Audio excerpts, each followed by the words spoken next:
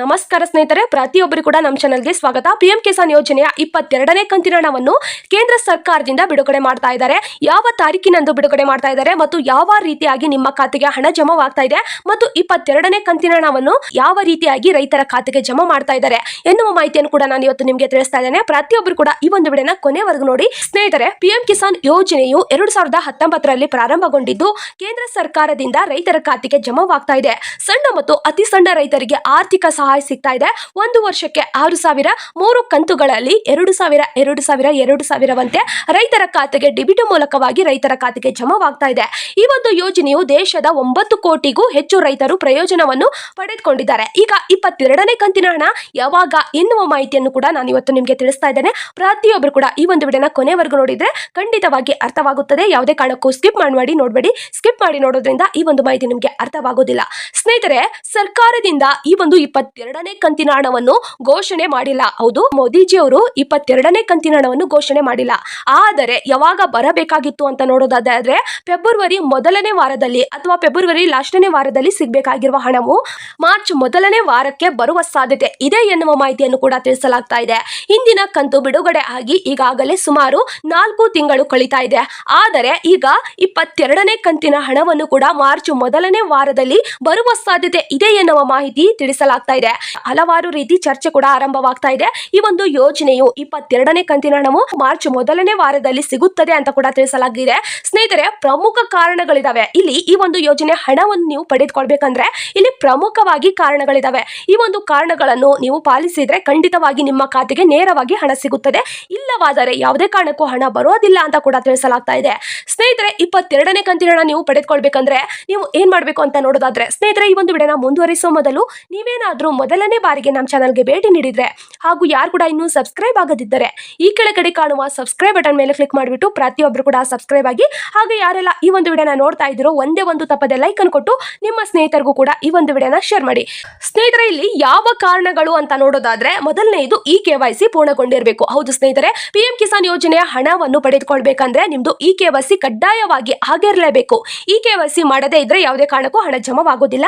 ಮತ್ತು ಎರಡನೇ ಕಾರಣವನ್ನು ನೋಡೋದಾದ್ರೆ ಆಧಾರ್ ಕಾರ್ಡ್ಗೆ ಬ್ಯಾಂಕ್ ಖಾತೆ ಲಿಂಕ್ ಆಗಿರಬೇಕು. ನಿಮ್ಮ ಆಧಾರ್ ಕಾರ್ಡ್ ಬ್ಯಾಂಕ್ ಖಾತೆಗೆ ಲಿಂಕ್ ಆಗಿದ್ರೆ ಮಾತ್ರ ಹಣ ಜಮಾವಾಗುತ್ತದೆ ಅಂತ ಕೂಡ ತಿಳಿಸಲಾಗ್ತಾ ಇದೆ. ಮತ್ತು ಮೂರನೇ ಕಾರಣ ನೋಡೋದಾದ್ರೆ ಬ್ಯಾಂಕ್ ಖಾತೆ, ಹೌದು, ನಿಮ್ಮ ಬ್ಯಾಂಕ್ ಖಾತೆ ಚಾಲ್ತಿಯಲ್ಲಿರಬೇಕು ಅಂತ ಕೂಡ ತಿಳಿಸಲಾಗಿದೆ. ನಿಮ್ಮ ಬ್ಯಾಂಕ್ ಖಾತೆಯಲ್ಲಿ ಯಾವುದೇ ರೀತಿ ಚಾಲ್ತಿಯಲ್ಲಿ ಇಲ್ಲ ಅಂದ್ರೆ ನಿಮ್ಮ ಖಾತೆಗೆ ಹಣ ಜಮಾವಾಗೋದಿಲ್ಲ ಅಂತ ಕೂಡ ತಿಳಿಸಲಾಗಿದೆ. ಮತ್ತು ಭೂಮಿಯ ಡಾಕ್ಯುಮೆಂಟ್ಸ್ ಕೂಡ ಸರಿಯಾಗಿರ್ಬೇಕು. ಕೆಲವು ರಾಜ್ಯದಲ್ಲಿ ಭೂಮಿಯ ದಾಖಲೆಗಳ ಪರಿಶೀಲನೆ ನಡೀತಾ ಇದೆ. ಹಲವಾರು ರೈತರ ಒಂದು ಡಾಕ್ಯುಮೆಂಟ್ಸ್ ತಪ್ಪಾಗಿ ಕಂಡು ಬಂದಿರುವ ಕಾರಣಗಳಿಂದ ಅಂತ ರೈತರಿಗೆ ಹಣವನ್ನು ಹಾಕ್ತಾ ಇಲ್ಲ. ಅದಕ್ಕೋಸ್ಕರ ನಿಮ್ಮ ಡಾಕ್ಯುಮೆಂಟ್ಸ್ ಸರಿಯಾಗಿದಾವ ಇಲ್ವಾ ಅಂತ ಕೂಡ ಚೆಕ್ ಮಾಡ್ಕೊಳ್ಳಿ. ಏಕೆಂದ್ರೆ ಇನ್ನೂ ಹಣವನ್ನು ಘೋಷಣೆ ಮಾಡಿಲ್ಲ. ಯಾವಾಗ ಹಾಕ್ತಾರೆ ಸರ್ಕಾರದಿಂದ ಅಂತ ಯಾವುದೇ ರೀತಿ ಘೋಷಣೆ ಆಗಿಲ್ಲ. ಆ ಒಂದು ಘೋಷಣೆ ಆಗುವುದರ ಒಳಗಡೆ ನಿಮ್ಮ ಡಾಕ್ಯುಮೆಂಟ್ಸ್ ಅನ್ನು ಸರಿಯಾಗಿ ಇಟ್ಕೊಳ್ಳಿ. ಏನಾದ್ರೂ ತಪ್ಪಿದ್ರೆ ಅದನ್ನು ಸರಿಪಡಿಸಿಕೊಳ್ಳಿ. ಅಷ್ಟರಲ್ಲಿ ನಿಮ್ಮ ಡಾಕ್ಯುಮೆಂಟ್ಸ್ ಸರಿಯಾಗಿದ್ರೆ ಖಂಡಿತವಾಗಿ ನಿಮ್ಮ ಖಾತೆಗೆ ಹಣವನ್ನು ಯಾವಾಗ ಬಿಡುಗಡೆ ಮಾಡ್ತಾರೋ ಅವಾಗಲೇ ನಿಮ್ಮ ಖಾತೆಗೆ ಹಾಕ್ತಾರೆ ಅಂತ ಕೂಡ ತಿಳಿಸಲಾಗುತ್ತಿದೆ.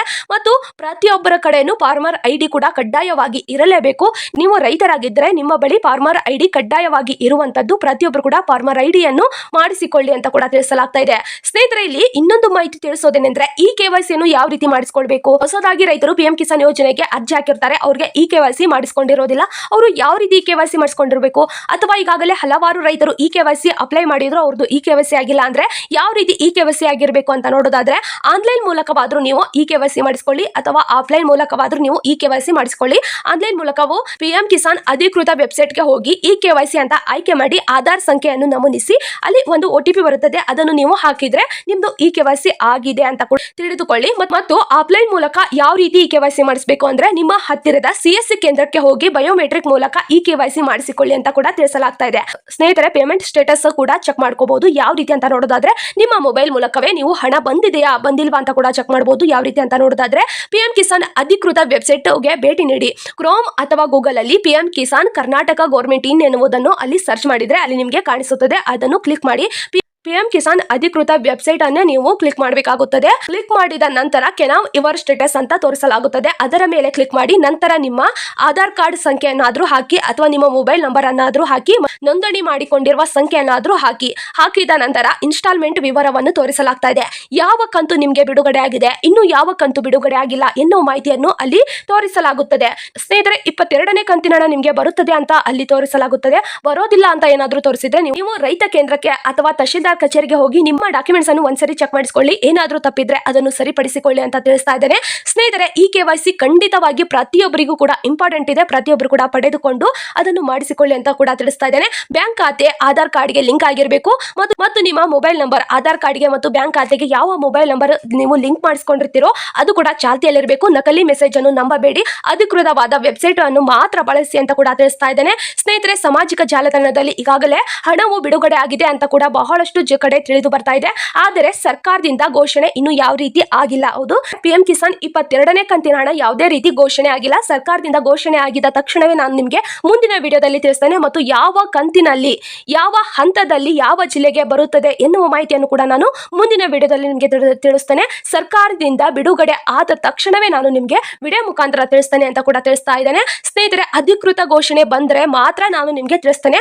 ಮತ್ತು ಈ KYC ನಿಮ್ದು ಆಗಿಲ್ಲ ಅಂದ್ರೆ ಪ್ರತಿಯೊಬ್ಬರು ಕೂಡ ಮಾಡಿಸ್ಕೊಳ್ಳಿ ಮತ್ತು ನಿಮ್ಮ ಬ್ಯಾಂಕ್ ಖಾತೆಗೆ ಆಧಾರ್ ಕಾರ್ಡ್ ಲಿಂಕ್ ಇಲ್ಲ ಅಂದ್ರೆ ಅದನ್ನು ಕೂಡ ಮಾಡಿಸ್ಕೊಳ್ಳಿ ಮತ್ತು ನಿಮ್ಮ ಡಾಕ್ಯುಮೆಂಟ್ಸ್ ಅನ್ನು ನಿಮ್ಮ ಪ್ರತಿಯೊಂದು ಡಾಕ್ಯುಮೆಂಟ್ಸ್ ಅನ್ನು ಚೆಕ್ ಮಾಡಿಸ್ಕೊಳ್ಳಿ. ಮತ್ತು ಈ ಒಂದು 2,000 ರೂಪಾಯಿ ಎಷ್ಟು ಇಂಪಾರ್ಟೆಂಟ್ ಆಗಿದೆ ಅಂದ್ರೆ ರೈತರ ಒಂದು ಸಣ್ಣ ಖರ್ಚಾದ್ರೂ ಸುಧಾರಿಸಲಾಗುತ್ತದೆ. ಅದಕ್ಕೋಸ್ಕರ ಪ್ರತಿಯೊಬ್ಬರು ಕೂಡ ನಿಮ್ಮ ಡಾಕ್ಯುಮೆಂಟ್ಸ್ ಅನ್ನು ಸರಿಪಡಿಸಿಕೊಂಡು ಮತ್ತು ಈ ಒಂದು ಮಾಹಿತಿಯನ್ನು ನಿಮ್ಮ ರೈತ ವಾಟ್ಸ್ಆಪ್ ಗ್ರೂಪ್ಗೆ ಈ ಒಂದು ವಿಡಿಯೋನ ಶೇರ್ ಮಾಡಿ. ಎಷ್ಟೋ ಜನರಿಗೆ ಈ ಒಂದು ಮಾಹಿತಿ ಗೊತ್ತಿರೋದಿಲ್ಲ. ಈ ಒಂದು ಮಾಹಿತಿ ಅವ್ರಿಗೂ ಕೂಡ ಗೊತ್ತಾಗಬೇಕು. ಪ್ರತಿಯೊಬ್ಬರು ಕೂಡ ನಿಮ್ಮ ರೈತ ಸ್ನೇಹಿತರಿಗೂ ಕೂಡ ಈ ಒಂದು ವಿಡಿಯೋನ ಶೇರ್ ಮಾಡಿ ಅಥವಾ ರೈತ ವಾಟ್ಸ್ಆಪ್ ಗ್ರೂಪ್ ಇರ್ತಾವಲ್ಲ ಅಲ್ಲಾದ್ರೂ ಈ ಒಂದು ವಿಡಿಯೋನ ಶೇರ್ ಮಾಡಿ. ಅವರ ಒಂದು ಡಾಕ್ಯುಮೆಂಟ್ಸ್ ಸರಿ ಇಲ್ಲ ಅಂದ್ರೆ ಅವರು ಕೂಡ ಸರಿಪಡಿಸ್ಕೊಂತಾರೆ. ಮತ್ತು ಈ KYC ಮಾಡೋದು ಗೊತ್ತಿಲ್ಲ ಅಂದ್ರೆ ಯಾವ ರೀತಿ ಅಂತ ನಾನು ನಿಮಗೆ ತಿಳಿಸಿದ್ದೇನೆ. ಮತ್ತು ಪಿಎಂ ಕಿಸಾನ್ ಯೋಜನೆಯ ಯಾವ ರೀತಿ ಹಣವನ್ನು ಚೆಕ್ ಮಾಡಬೇಕು ಅಂತ ಕೂಡ ತಿಳಿಸಿದ್ದೇನೆ. ಮತ್ತು ಸ್ನೇಹಿತರೆ, ಈ ಒಂದು ಮಾಹಿತಿ ನಿಮಗೆ ಉಪಯುಕ್ತವಾಗುತ್ತದೆ ಅಂತ ಕೂಡ ವಿಡಿಯೋ ಮಾಡಿ ನಿಮಗೆ ತಿಳಿಸಿದ್ದೇನೆ. ಈ ಒಂದು ಮಾಹಿತಿ ನಿಮಗೆ ಉಪಯುಕ್ತವಾಗಿದ್ದರೆ ಲೈಕ್ ಮಾಡಿ, ಶೇರ್ ಮಾಡಿ, ಹಾಗೆ ಸಬ್ಸ್ಕ್ರೈಬ್ ಮಾಡ್ಕೊಳ್ಳಿ. ಸಬ್ಸ್ಕ್ರೈಬ್ ಮಾಡ್ಕೊಳ್ಳೋದ್ರಿಂದ ಸರ್ಕಾರದಿಂದ ಯಾವುದೇ ಒಂದು ಹೊಸ ಯೋಜನೆ ಬಿಟ್ಟರು ಆದಷ್ಟು ಬೇಗ ನಾನು ವಿಡಿಯೋ ಮುಖಾಂತರ ತಿಳಿಸ್ತೇನೆ. ಹಾಗೆ ಇಲ್ಲಿ 22ನೇ ಕಂತಿನ ಹಣವನ್ನು ಸರ್ಕಾರದಿಂದ ಯಾವಾಗ ಘೋಷಣೆ ಮಾಡ್ತಾರೋ ಅವಾಗಲೇ ನಾನು ನಿಮಗೆ ವಿಡಿಯೋ ಮುಖಾಂತರ ತಿಳಿಸ್ತೇನೆ. ಮತ್ತು ಯಾವ ಜಿಲ್ಲೆಗೆ ಯಾವ ಹಂತದಲ್ಲಿ ಬಿಡುಗಡೆ ಮಾಡ್ತಾರೋ ಅದನ್ನೇ ನಾನು ನಿಮಗೆ ವಿಡಿಯೋ ಮುಖಾಂತರ ತಿಳಿಸ್ತೇನೆ.